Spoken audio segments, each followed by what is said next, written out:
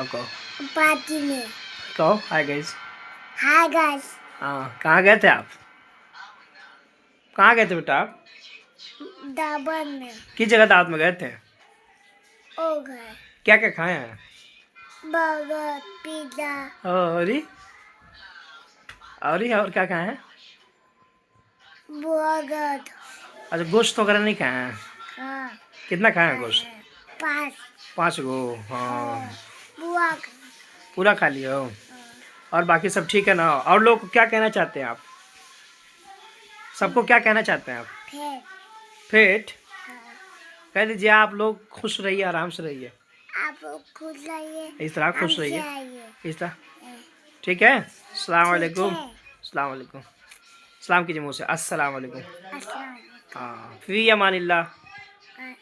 फी अमा निल्ला गुलाम रसूल। देखते रहिए।